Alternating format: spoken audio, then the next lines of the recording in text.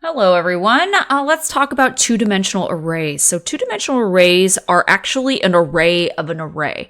So what I have up here is I have a table that I want to store. So if you look at my lines 7 through 9, this is my table, and I want to store this in memory, and I visualize it as a table of rows and columns, where this entire line is a row, and then 1, 5, 9 is a column. Now, the way that my computer sees this is that this entire thing is an array. So I actually have an array of arrays. So let's talk about how we can represent this. So I want to say, first of all, let me set up some variables here.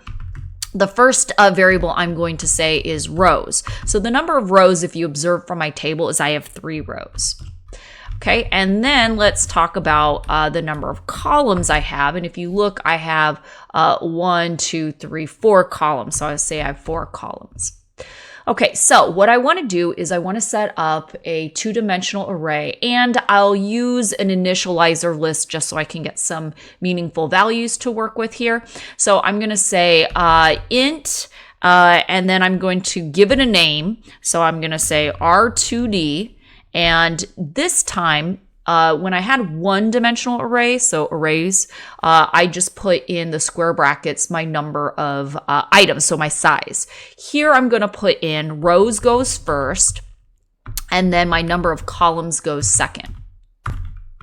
So I'm going to have 2 sets of square brackets for two-dimensional arrays. And it actually ends up that I can have multi-dimensional arrays, and I can have 3-dimensional arrays and 4-dimensional arrays and 5-dimensional arrays. And all I'm going to do is I'm going to add more sets of square brackets. Your computer really just views this as like a mapping system, if you will. It'll look at these things as locations. So it's really just a way to map like 2 ordered pairs. If you're talking about two-dimensional arrays, if you have 3 values, then it'd be looking at 3 numbers that are in a order that tell you the location of something. So I'm going to say that int R2D, and I'm saying rows and columns. And to use an initializer list, if you recall, when we used an initializer list for a one-dimensional array, we just had what the elements were listed by commas. So I know that I have 3 rows, and so I'm going to have 3 things. Then within there, I'm going to have another array, which is going to be my array, which would be this right here. So all of my columns kind of put together here. So I'm going to say 1, 2, 3, 4 for my first array. For my second array, I'm going to say 5, 6, 7, 8.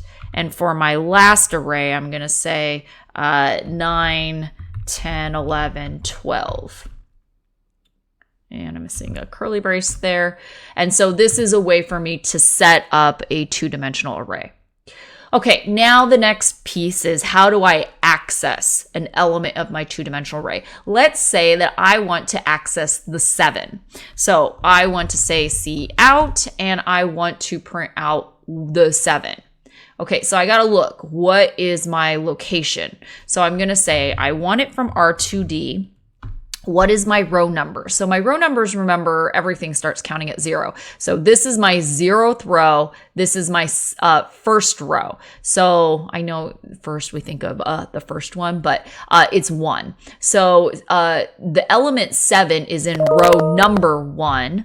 And it's in column, 5 is in column 0, 6 is in column 1, 7 is in column 2. So I want to say R2D 1, 2. So then I'll go ahead and print this out.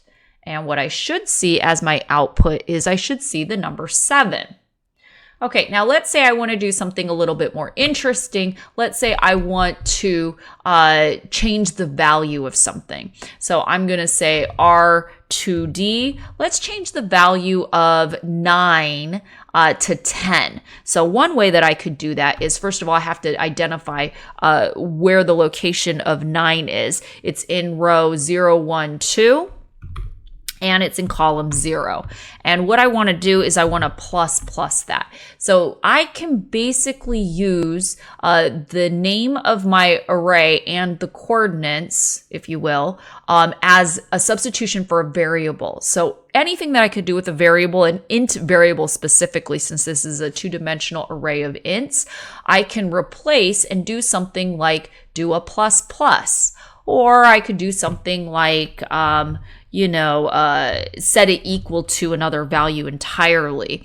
What I planned on doing here is I wanted to print out the value so we could see that the 2, 0 is no longer 9. That is actually equal to 10 here. So let's go ahead and get the output for that. So we can see that it does have an output of 10 here. All right, in the next video, I will show us how we can traverse something like this, which does require a set of nested loops. So that will be in the next video.